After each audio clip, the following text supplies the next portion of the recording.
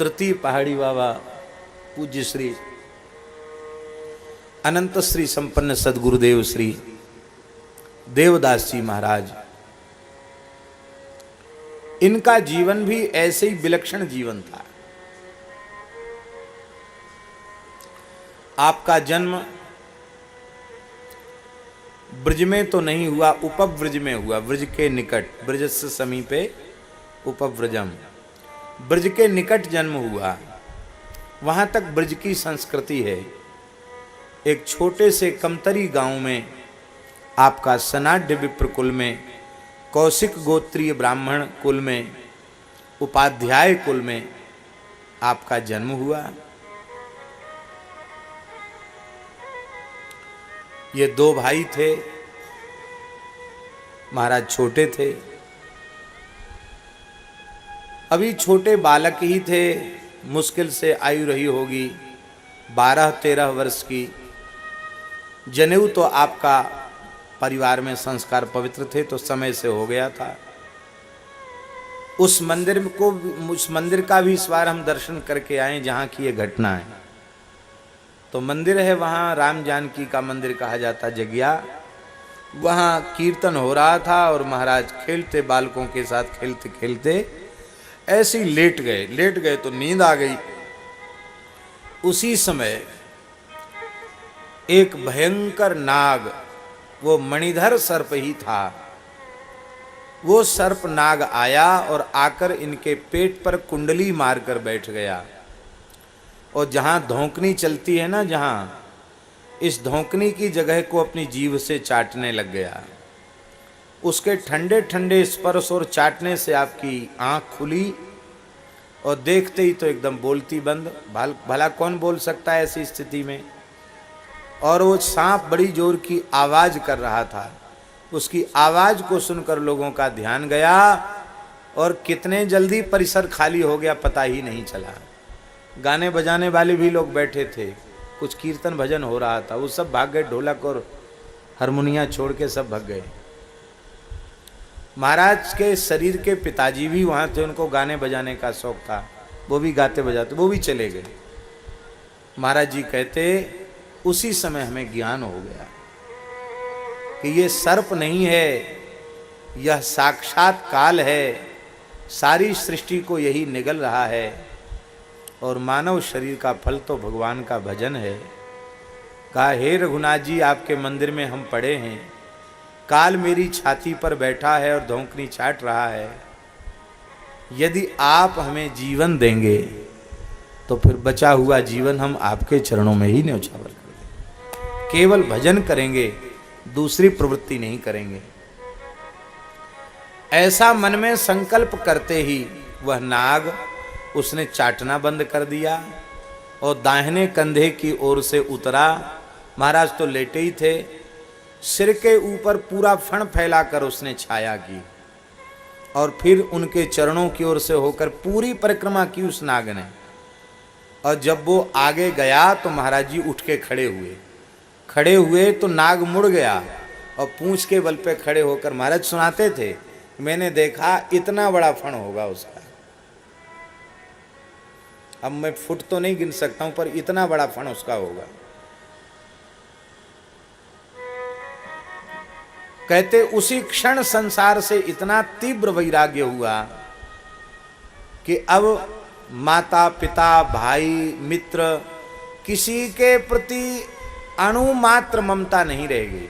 एकदम सब संसार के प्रति उदासीनता आ गई और अपने आप भीतर से राम राम राम राम राम राम राम राम राम राम राम राम अपने आप जप होने लग गया। हम अंतर्मुख हो गए। पिताजी ने स्वयं पंडित थे, ठीक करने की कोशिश की, नहीं हुआ तो गोरमी में एक बहुत अच्छे शास्त्री जी थे, ज्योतिष के बड़े विद्वान थे, उनके पास ले गए, सारी घटना सुनाई।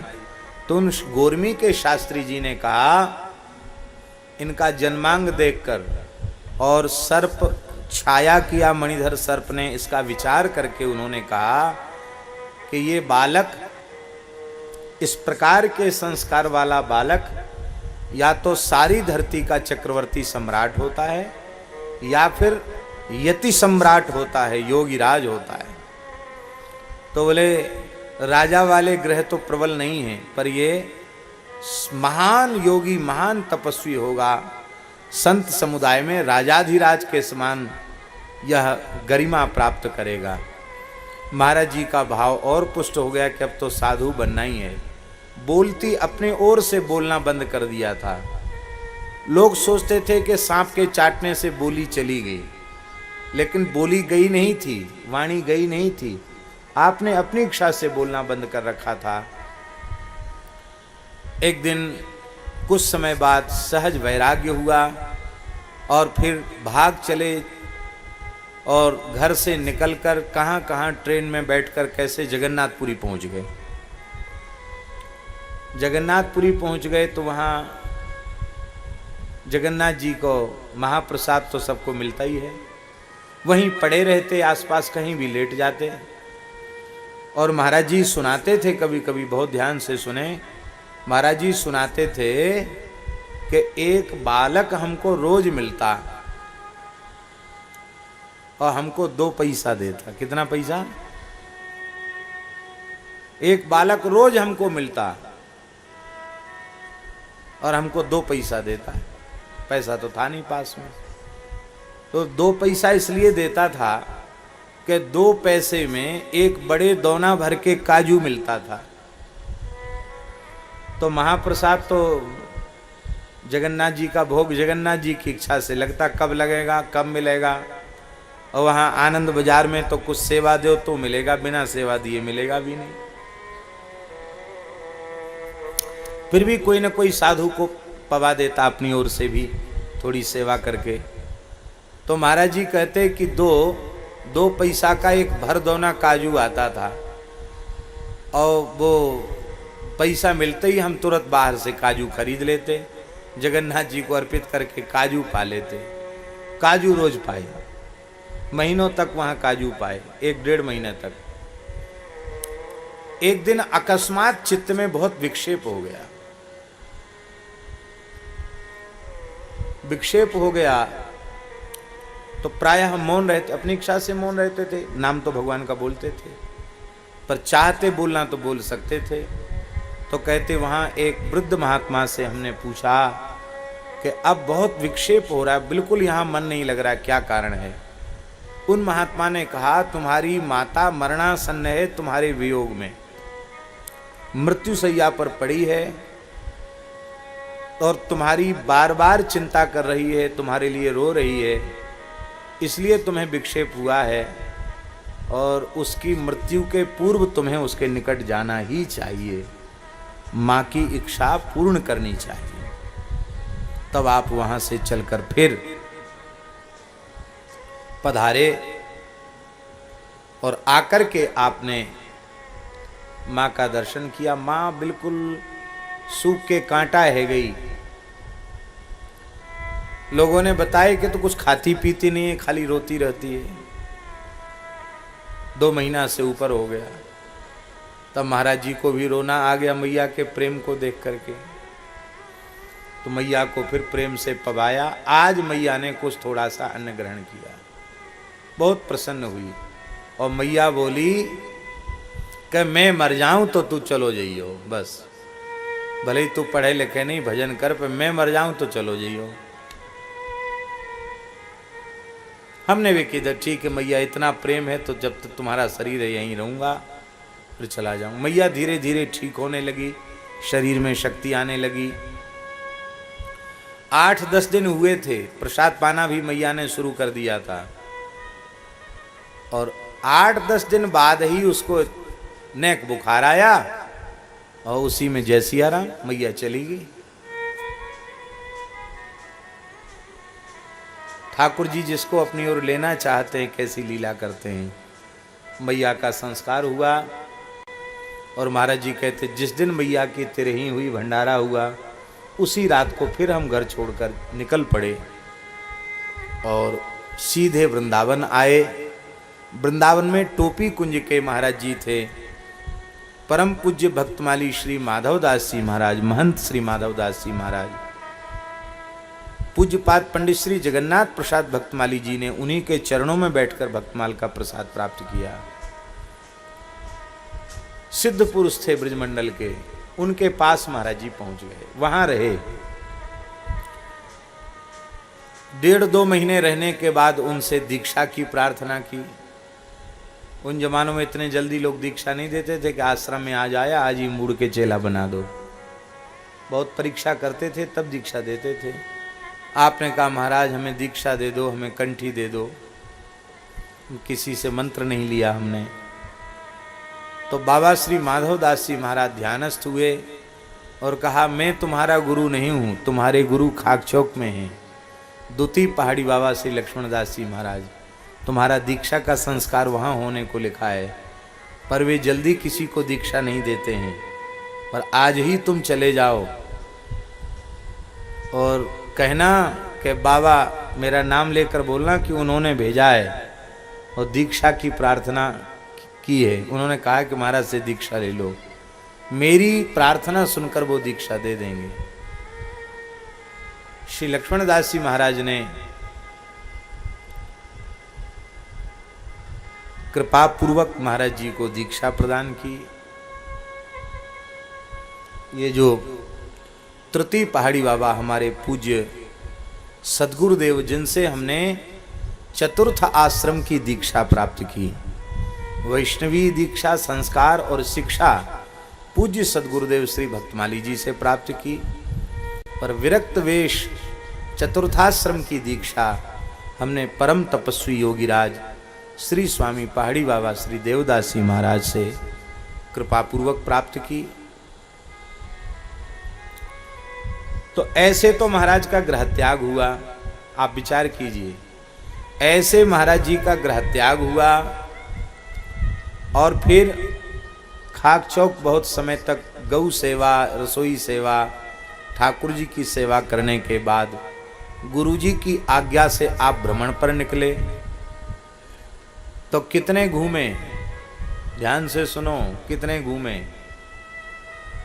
एक लंगोटी, एक कमरिया और एक कमंडल, बस इतना लेकर बिना जूता छाता चप्पल खड़ाऊं इसके घूमे। कहाँ तक घूमे? मानसरोवर तक पैदल गए, कैलाश की परिक्रमा पैदल की, अफगानिस्तान तक पैदल गए, काबुल गंधार तक पैदल गए।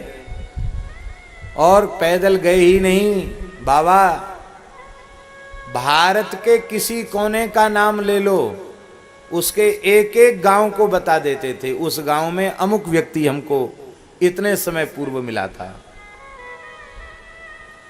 क्या उनकी स्मृति थी भगवान जाने। शायद कंप्यूटर में भी इतनी सामर्थ्य शायद होती हो कि नहीं भगवान जाने, हम तो जानते नहीं कंप्यूटर को। ऐसी विलक्षण उनकी शक्ति थी।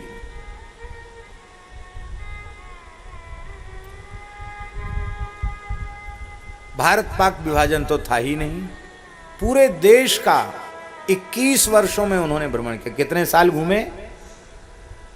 21 वर्ष। रोटी मांग के नहीं खाते थे, चुटकी आटा मिल जाता, उसी को एक टिक्कड़ धुनी पर बना लिया और वो 24 घंटे में एक बार खा लिया। गाजीपुर में गंगा किनारे एक महान तपस्वी संत थे, बड़े योगीराज थे, उनसे आपने हठयोग की क्रियाओं को प्राप्त किया। प्राणायाम में बहुत कुशलता प्राप्त की आपने। सभी आसन आपको सिद्ध थे, लेकिन अभी मन की प्रसन्नता नहीं हुई, क्योंकि महाराज जी जो चाहते थे वो अभी उन्हें नहीं मिला था। तो खाकचौक में महंत पद पर बैठने के बाद सन 1932 में महंत पद पर बैठे। किस सन में? 1932 में महंत बन गए और अपने गुरु भाई को सेवा संभला करके बिना किसी को बताए अकस्मात फिर खाकचौक से चल पड़े भजन और तपस्या के लिए। मन में धुन चढ़ी कि कागभूषुंडी जी पर विशेष कृपा महाकालेश्वर उज्जैन में हुई, हम उज्जैन में जाएंगे। मन में भाव बन गया, उज्जैन की ओर चले। पैदल पैदल चलना था, चलते चलते देवास के निकट पहुंचे जंगल में। तो वहां एक शिवालय था बहुत पुराना, जंगल में ही। उस शिवालय में आप लेट गए, बहुत थके हुए थे, लेट गए। जैसे ही लेटे, थोड़ी नींद लगी ही होगी कि अकस्मात किसी महापुरुष ने आपकी जटा पकड़ के आपको सोते से उठाकर बिठा दिया। आपने जैसे ही नेत्र खोले तो इतना प्रकाश के नेत्र चकाचौंध से भर गए। उस प्रकाश में अखंड विभूति धारण किए हुए, डमरू और त्रिशूल लिए हुए भगवान शिव साक्षात प्रकट हुए। महाराज जी कहते स्वप्न नहीं, जटा पकड़ के उन्होंने हमको उठा के बिठा दिया और हंस करके मेरे सिर पे हाथ रख के कहते हैं, जा बच्चा, तेरा कल्याण होगा, यहाँ से उत्तर दिशा की ओर चला जा, जो तू पाना चाहता है वो मिल जाएगा। ये कह के अंतर्धान हो गए। बोले मैंने निश्चय किया जब तक मन को पूरी तरह संतुष्टि देने वाले कोई महान सिद्ध पुरुष नहीं मिलेंगे तब तक मैं उत्तर दिशा छोड़ूंगा नहीं। चल पड़े। ये बात है अगहन की, अगहन महीना, मार्गशीर्ष मास की बात है। मार्गशीर्ष में ठंड शुरू हो जाती है। तो उन्होंने देखा कि एक छोटा सा बालक 5-6 साल की उम्र होगी, एकदम नग्न, वो सामने से आता हुआ दिखाई पड़ा। तो महाराज जी कहते थे कि हमको बड़ा आश्चर्य हुआ, इतनी ठंड में ये नंगा घूम रहा, हो सकता जंगल का बालक हो, गरीबी है ये, और जंगली बालक हो, लेकिन अकेला है, घूम के नंगा कैसे घूम रहा है। तो महाराज जी ने उससे पूछा, बालक भगवान, यहाँ आसपास में कोई जंगल में संत रहते हैं क्या? वो बालक हंसकर बोला कि बाबा, ऐसे संत रहते हैं कि मिट्टी छू दें तो मिस्री बन जाए। कह के अंतर्धान हो गया। आप आगे बढ़े। वे ही संत परमहंस स्वामी श्री रामानुजदास जी महाराज आपको दिखाई पड़े। केवल शरीर पर एक कौपीन मात्र थी। जटा इतने विशाल थे कि चमेली के झाड़ पर फैलाया गया था उनको, मने लटका नहीं सकते सिर में, इतने जटा थे उनके। जटा चमेली के झाड़ पर फैले थे और बाबा बैठे थे धूना पर। जैसे ही आपने जाकर प्रणाम किया, प्रणाम करते ही उन्होंने कथा कहनी आरंभ की, बिना किसी परिचय के। प्रणाम करते ही बोले, तुम्हारा जन्म ब्रज के निकट मुरैना जिले में अमुक गांव में, अमुक गोत्र में, अमुक परिवार में तुम्हारा जन्म हुआ और ऐसी ऐसी घटना से तुमने गृह त्याग किया। अब तक के जीवन की सारी घटनाएं उन्होंने सुना दी और यह भी कह दिया कि तुमको मार्ग में भगवान शिव का दर्शन प्राप्त हो चुका है, लेकिन एक भूल तुमसे अब हो गई है। क्या? बोले, जो नंगा बालक मिला था वो बालक नहीं थे, वो सनकादिकों में से साक्षात श्री सनत कुमार जी थे।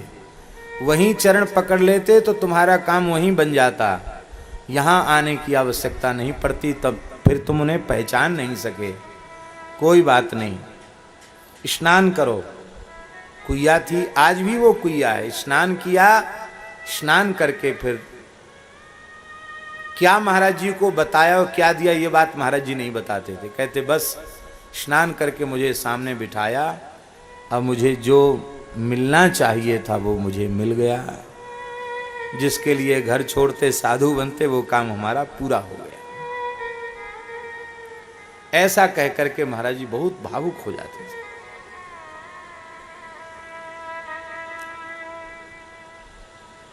ब्रज में वहां से गुरु जी ने आदेश दिया, परमहंस जी महाराज ने आदेश दिया कि तुम चित्रकूट में जाकर साधन करो। आप उनसे साधन लेके चित्रकूट पधारे। चित्रकूट में जहाँ प्रमोदवन का क्षेत्र है, यहाँ आपने रहकर साधन किया। महाराज जी कहते थे ऐसी स्थिति थी कि मनुष्य शरीर में केवल हमारा ही शरीर था, उस क्षेत्र में भालू शेर ये सब घूमते थे जंगल में, तो बेर और कैंथा खा करके भजन किया वहां। एक करवी का वैश्य आया, वो एक मटकी भर के आटा दे गया और कुछ नमक दे गया, तो वो काफी समय के बाद उसका दर्शन हुआ था, पर खा नहीं पाए। उसी बीच में एक घटना घट गई। घटना यह घटी, ये जल्दी सुनने को नहीं मिलेंगी ये बातें, क्यों कहीं पुस्तक में छपी नहीं है, पर अपनी गुरुजनों से सुनी हुई परंपरा के अनुसार जो मेरी स्मृति में हो हम बोल देते हैं, कहीं न कहीं तो सुरक्षित रहेगा ही। तो बोले कि जैसे ही भजन में बैठे, ध्यान में बैठे, तो एक महात्मा ने मेरे ध्यान को खोल दिया। एक महात्मा मेरे सिर पर ऐसे हाथ रखा, ऐसे हिलाया, मेरा ध्यान खुल गया अकस्मात। मैंने देखा तो सामने एक अत्यंत तेजस्वी ऋषि, जिनके मस्तक पर बहुत विशाल जटाएं हैं, एक लंगोटी मात्र शरीर पर है और कुछ नहीं है। वे महर्षि अधर में खड़े हैं, तो संत, और उन्होंने कहा, बच्चा यहाँ नहीं, तेरी भजन में सिद्धि तेरे गुरु स्थान में होगी, वृंदावन चला जा। कह के अंतर्धान हो गए। आपने फिर अपने मन को अंतर्मुख करने की कोशिश की, फिर ध्यान में चले गए। थोड़ी देर बाद वे महात्मा फिर आ गए, फिर उठा दिया, ए सुनता नहीं है, चला जा वृंदावन। ठाकुर जी की सेवा में बहुत परेशानी हो रही है, ये उन्होंने कहा। महाराज जी ने कहा, हमको कहीं नहीं जाना। मन में सोचा कहीं नहीं जाना, यहीं भजन करना है। हमारे गुरुजी ने कहा, चित्रकूट में जाके साधन करो। सिद्ध गुरुजी ने रात्रि को फिर ध्यान में बैठे, तो वे महर्षि फिर आ गए सामने। अब की बार तो ध्यान में ही नहीं जाने दिया। बोले, मैं तीसरी बार आया हूं, तुम हमारी बात ध्यान से नहीं सुनते हो, मेरी इच्छा के बिना यहां नहीं रह सकते हो, जाओ वृंदावन चले जाओ, गुरुस्थान में सेवा करो वहां भगवान की। महाराज जी कहते, अब मेरी समझ में आया कि कोई सिद्ध पुरुष हैं। तो मैंने प्रणाम करके कहा कि आप कौन हैं? मैं महर्षि अत्रि हूं। क्या कहा? मैं महर्षि अत्रि हूं। इस समय तुम्हारे गुरुस्थान में तुम्हारे गुरु भाई बहुत कष्ट में हैं, ठाकुर जी की सेवा पूजा अव्यवस्थित हो रही है, वहीं जाकर भजन करो, वहीं सिद्धि मिलेगी। तब आप प्रसन्नतापूर्वक वहां से चले। महाराज जी कहते, एक मटकी अन्न एक दिन पहले मिला था आटा, उसको खाने का नंबर ही नहीं आया। वहीं जंगल में वो एक मटकी आटा छोड़ करके और फिर वहाँ से चले। तो ग्वालियर आए, अंग्रेजी शासन था उस समय। महाराज जी को ग्वालियर में कुछ भेंट मिल गई। वो भेंट से फिर वृंदावन आए। गुरु भाई रोने लग गए कि रो क्यों रहे हो? बोले, आप जब से गए हैं साल भर के करीब होने आई है। 2-3 महीने के बाद कलकत्ते से जो सेवा आती थी वो बंद हो गई। आश्रम में किसी प्रकार का साधन तो है नहीं, 1 बीघा जमीन नहीं है। और मूल पुरुष पहाड़ी बाबा ने आन दी थी कि हमारी गद्दी पर जो बैठेगा वो न कभी किसी से 1 रुपया मांगे और न 1 मुट्ठी अन्न मांगे। भिक्षा भी हम कर नहीं सकते। अब कुछ बेच बाच करके अब तक सेवा की। आज वह स्थिति है कि आज ठाकुर जी को अन्न का भोग नहीं लगा है। तब क्या भोग लगाया? बोले, केवल दही का भोग लगाया, कुछ नहीं है, अन्न का एक कण आश्रम में नहीं है। श्री वृंदावन बिहारी लाल की। हमारे श्री महाराज जी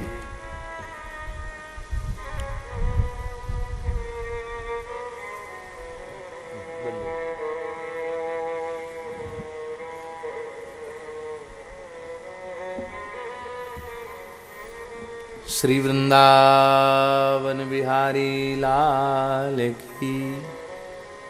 श्री रामलला वाले महंत जी महाराज कृपा करके पधारे हैं। तो महाराज जी कहते थे कि जो कुछ था वो हमने दिया, उसे कुछ आटा दाल चावल आया और कुछ पैसा था, उसकी जलेबी आई। राम जी को पहले जलेबी का भोग लगा और कहते तब से यहाँ हम हैं। कहते कहते व्याकुल हो जाते थे, बोले इसी वृंदावन में श्री नारद शुक सनकादिक घूम रहे हैं, बड़े बड़े ऋषि मुनि महात्मा घूम रहे हैं, अधिकारी जीवों को उनका दर्शन होता है। एक दिन हमने कहा महाराज जी आप आरती के बाद बहुत देर तक ऐसे नीचे सिर किए बैठे रहते हैं, फिर सिर झुकाते बार बार।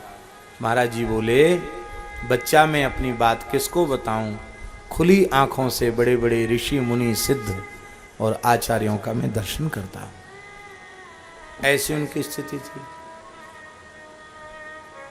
जब आपको ये अवस्था नहीं मिली थी उसके पहले ही श्री जी की कृपा हो गई। खाक चौक में पुजारी थे, तो पूज्य श्री लक्ष्मण दास जी महाराज बड़े सरल ब्रजवासी संत थे, बड़े सरल थे। अब पुजारी के प्रति स्थानधारी का प्रेम स्वाभाविक होता ही है, तो ठाकुर जी को लाड़ लड़ावे वो प्रिय होता है। तो बढ़िया मलमल की धोती महाराज को उन्होंने पुजारी होने के नाते दे रखी थी। तब जटा नहीं बनाए थे, केस थे महाराज के। और बोले कपड़े की जूती पहन रखी थी। पता नहीं था कि जूता पहन के परिक्रमा नहीं करते हैं 84 कोस की। तो चमोली बन है ना, तो चमेली बन के पहले एक खेत की मेड़ से जा रहे थे, तो 3 छोरियां बहुत जोर से हंसी। 3 लालियां थीं और तीनों बड़ी जोर से हंसी। ए बाबा सुने ना है, कहाँ जा रहे हो, दूल्हा सो सजो धजो कहाँ जा रहे हो। तो इनको बड़ा खराब लगा कि ब्रज की कन्याएं भी बड़ी कैसे स्वभाव की होती हैं बताओ। मैं जवान संत, मुझे दूल्हा बता रही है। तो महाराज जी कहते गुस्सा तो है पर उनसे क्या करते, सिर हमने झुका लिया, उनकी तरफ ठीक से देखा भी नहीं। हे बाबा नीचे नार डार के का देख रहा, हमारी बात तो सुन। ऐसी मलमल की धोती पहन के और जूता पहन के साधु नाए बने। साधु बननो है तो यहाँ ते थोड़ी दूर चमेली बने, चमोली बने, वहां एक लंगोटी में रह, भजन कर, चैटानते कट, तब तो ये भजन को स्वाद मिलेगो। महाराज जी कहते ये बात कह के तत्काल वे तीनों लालियां अंतर्धान हो गई, खड़े खड़े लुप्त हो गई। तब समझ में आया कि यह कोई चमत्कारिक घटना थी, ये सामान्य बालिकाएं नहीं थी। कहते हम तो अपनी साधु वाली मर्यादा में थे, तो हमने आंख उठाकर देखा ही नहीं, उनके चेहरे की तरफ तो देखा ही नहीं। अब चमेली वन में गए, अपनी झोली भी दे दी, अचला भी दे दिया, उसमें कहाँ कपड़ा मिलता था। एक लंगोटी में वहाँ रहे, जमीन में ही सोते, ब्रजरज में ही, और लाल लाल मुड़ के चेंटा पेड़ों से गिरते, वो काटते तो खून निकल आता। पत्ती चबा करके भजन किया। बाद में ब्रजवासी कुछ आटा पहुंचाने लगे, रोटी महाराज किसी की छुई खाते नहीं थे। आटा पहुंचाने लगे तो फिर महाराज जी एक टिक्कड़ बना लेते थे। वहाँ 6 महीना भजन किया। उस भजन काल में अनुभूति हुई कि ये भजन की आज्ञा देने श्री ललिता विशाखा के सहित साक्षात राधा रानी पधारी थी। महाराज जी इस घटना को सुना करके रो पड़ते थे कि बच्चा हमें भजन में राधा रानी ने लगाया है। ब्रजभूमि के प्रति उनका अगाध प्रेम था, ब्रजरज के प्रति उनका अगाध प्रेम था। हम तो अपने को इसलिए सौभाग्यशाली मानते हैं कि ऐसे महत्पुरुषों का पादाश्रय हमें मिला और हम उनकी चर्चा कर रहे हैं, ये भी हमारा सौभाग्य। महाराज भी बहुत लंबी आयु तक विराजमान रहे।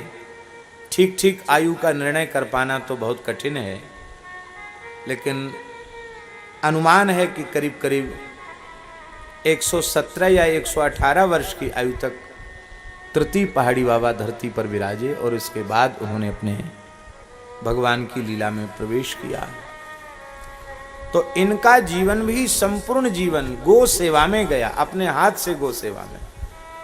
आज हम लोगों को प्रेरणा लेनी चाहिए। महाराज जी को तेज बुखार था, तृतीय पहाड़ी बाबा हमारे गुरु जी, बुखार था, दवाई लेते नहीं, लंघन करके और बस काढ़ा वाढ़ा पी के गर्म पानी पी के इलाज करते थे। वो अपने अपने ढंग का इलाज था उनका, दवाई लेते नहीं। तो महाराज जी को हमने प्रार्थना की कि महाराज जी दूध ले लीजिए। अन्न तो लेते नहीं थे, फलाहार करते थे। महाराज जी ने कहा मुझे उठा के बिठा दो, क्यों बुखार बहुत तेज था। उठा के बिठाया तो भगवान के मंदिर से आए हुए दूध के गिलास में प्रसाद को उन्होंने आपने दोनों हाथ से स्पर्श करके सिर से लगाया और कहा पी जा। तो हमने कहा महाराज जी आप ले लीजिए। अरे मैंने कहा ना पी जा, आज मेरे शरीर से गो सेवा नहीं बनी है, इसलिए मैं गाय के दूध को पीने का अधिकारी नहीं हूं। क्या कहा? जो स्थान के महंत मुखिया गद्दी नसीन जो कहो, जो सारी सेवा करते, आज केवल बुखार के कारण गैया की सानी नहीं बना पाए, प्रत्यक्ष अपने हाथ से गो सेवा नहीं कर पाए, इसलिए अस्वस्थ अवस्था में भी उन्होंने दूध नहीं लिया। आज स्थानों में हमें घी भी चाहिए, दूध भी चाहिए, दही भी चाहिए, छाछ भी चाहिए, और कहें कि जाओ गौशाला में झाड़ू लगा आओ, गोबर उठा लो। अरे हम ही राजी नहीं है, दूसरा कौन राजी होगा?